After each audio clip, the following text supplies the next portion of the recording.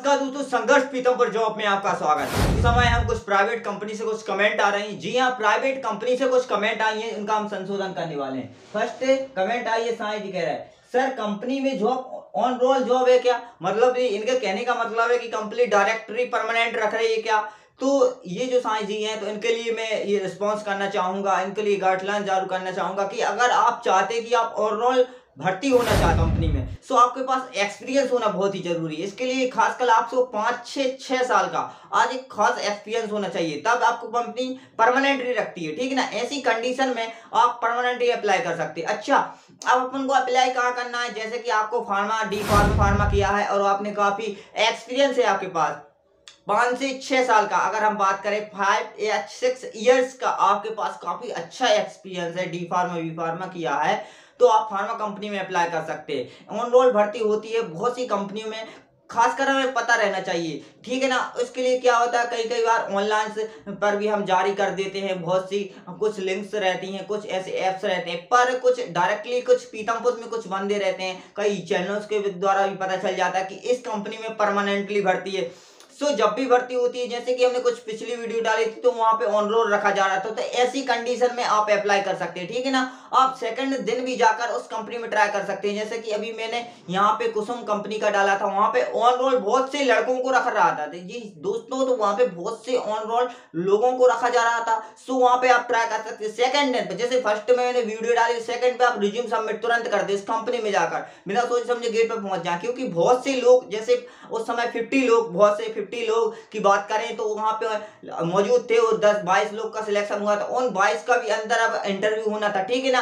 तो उनमें से भी रिजेक्ट हो जाते थे बहुत से लोग, तो उस कंडीशन में आपको रख सकते। तो ऐसी कंडीशन बनती है जब ऑन रोल रखती है। सेकंड कमेंट यहाँ पर आई है, जुनैद खान जी कह रहे हैं कि भैया इन कंपनियों में ज्वाइन के लिए बाद कंपनी किसी भी बैंक खाते में पैसा डाल देती है, मेरा सेंट्रल बैंक का खाता है।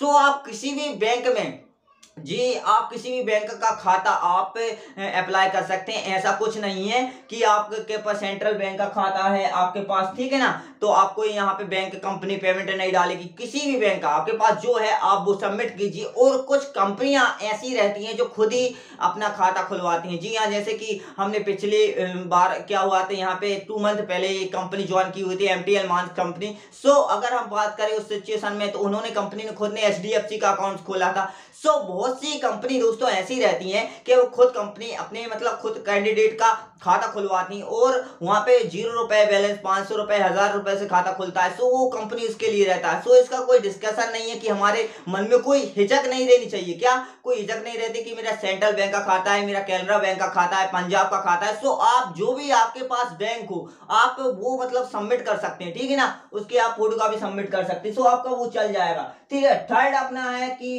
बी भट्टे साहब कह रहे हैं कि अप्लाई कैसे करें आईसर कंपनी की ओर, अगर ये इशारा कर रहे हैं। हमने कुछ दिन पहले दोस्तों वीडियो डाली हुई थी आईसर कंपनी की। सो इनका सवाल था कि यार आईसर कंपनी में हमें अप्लाई कैसा करना है। सो कुछ बार हो जाता है, क्या होता है कि वीडियोस देखते समय हमको समझ में नहीं आ पाता, इसलिए मैं बोलता हूं कि कमेंट जरूर कीजिएगा कि आपको क्या समझ में आता है, क्या समझ में नहीं आता, तो हम उसका संशोधन जरूर करते हैं। सो ये कह रहा है आईसर कंपनी, मतलब जो आईसर कंपनी है हमारी जानी मानी पीतमपुर की ऑटोमोबाइल कंपनी है, इसमें अप्लाई कैसा करें। तो आप जब अप्लाई कर रहे हैं तो उसके लिए कमेंट में डाल सकते हैं कि सर मेरा ITI है, मेरा BCom है, ठीक है ना, मैं डीप डिप्लोमा हूं, ठीक है ना, किस थ्रेड से आप हैं। तो उस सिचुएशन में आपको बताऊं कि आपको अप्लाई कैसे करना है। सो आप तो डायरेक्टली ये गेट से 4 नंबर गेट के मॉर्निंग टाइम पे जाके 7:30 बजे अप्लाई हो सकती है। अगर आपको अप्रेंटिस के लिए करना है तो वहां पे, ठीक है ना, एक नंबर जो गेट है साइड में, उधर भी आप जा सकते हैं। वहां पे डायरेक्ट सर लोगों से बात कर सकते हैं कि कब, तो वहां पे डायरेक्टली आपको ले लेते। कोई ऐसी बात नहीं है कि यार अप्लाई कैसे करना है, तो डायरेक्टली कंपनी लेती थी। ठीक है ना? तो जब ये रिक्वायरमेंट के ऊपर निर्भर करती है कि बंदे क्या है, किस सिचुएशन में निकलने वाले, कि क्या होता है। देखो दोस्तों, भर्ती वैकेंसी की हमेशा चलती रहती है। बहुत से लोगों का सवाल रहता है कि यार वैकेंसी कब है, कब नहीं है। मैं कई बार गया, परेशान हो गया। सो कभी कभी बार क्या रहता है, आपका जो जाने का जो तरीका रहता है, मतलब कंपनी में आप किस टाइम जा रहे हो, किस टाइम, मतलब एक टाइमिंग रहता है, आपकी टाइमिंग जो मैच नहीं कर पाती, उस समय भी आपको काफी मुसीबत का सामना करना पड़ता है दोस्तों।